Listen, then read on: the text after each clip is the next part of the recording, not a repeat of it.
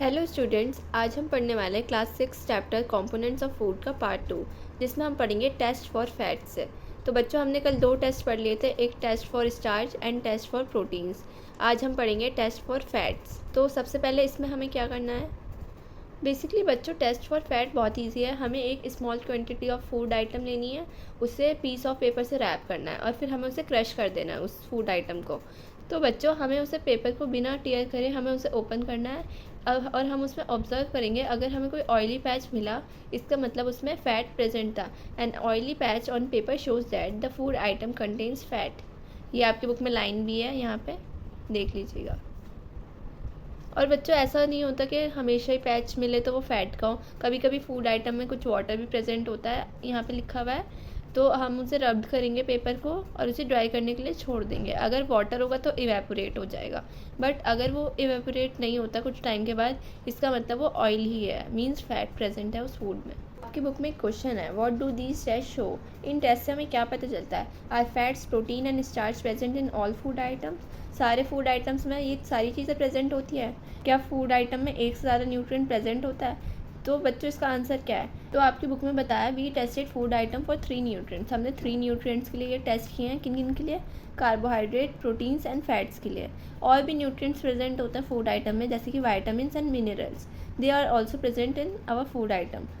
तो why do we need all these nutrients? हमें ये सारे न्यूट्रिएंट्स क्यों चाहिए होता है हमारी बॉडी को? तो इसका आंसर हम आगे पढ़ते हैं। तो बच्चों, इस टॉपिक से आपको न्यूट्रिएंट्स के फंक्शन बताए हैं। What do various nutrients do for our body? क्या क्या काम करते हैं वो हमारी बॉडी के लिए? First one is carbohydrates. Carbohydrates mainly provide energy to our body. Carbohydrate हमें एनर्जी प्रोवाइड करता है। Fat also give us energy. Fat से भी एनर्जी मिलती है। In fact fat gives much more energy. Fat से ज़्यादा एनर्जी मिलती है as compare to same amount of carbohydrates. जितनी अमाउंट में हम कार्बोहाइड्रेट्स खाएंगे, उससे ज़्यादा अमाउंट में हमें फैट्स एनर्जी देगा।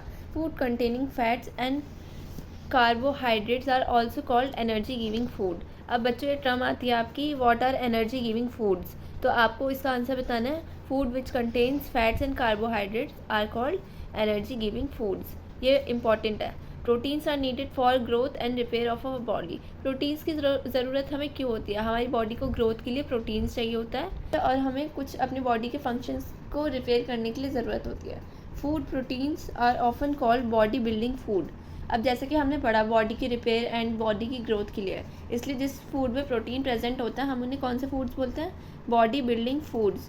ये भी इंपॉर्टेंट टर्म है।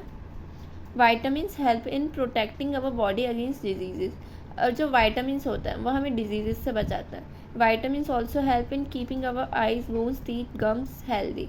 आइज, बोन्स, टीथ, गम्स, ये सब हेल्दी रखने के लिए हमें डिफरेंट वाइटामिन की ज़रूरत होती है। अब बच्चों, यहाँ पे डिफरेंट काइंड्स के वाइटामिन्स बताए हैं। कुछ का नाम भी दिया हुआ है। Some are vitamin A, vitamin C, vitamin D, vitamin E and K. There are also group of vitamins. एक ग्रुप ऑफ वाइटामिन्स होता है जिन्हें हम कहते हैं बी कॉम्प्लेक्स। वाइटामिन बी बहुत सारे होता है। हमारी बॉडी को ऑल टाइप्स के वाइटामिन्स चाहिए होते हैं, बट स्मॉल क्वान्टिटी में चाहिए होता है। वाइटामिन सी बॉडी को डिजीज़ के अगेंस्ट फाइट करता है एंड वाइटामिन डी हमारी बोन्स एंड टीथ को हेल्दी रखता है। Vitamin D and calcium. Food that are rich in different vitamins are shown in figure 1.6. बच्चों, यहाँ पे फिगर्स दी हुई हैं डिफरेंट देख लीजिए। वाइटामिन ए किन किन में होता है? Vitamin B, vitamin C and vitamin D किन किन चीज़ों में प्रेजेंट होता है?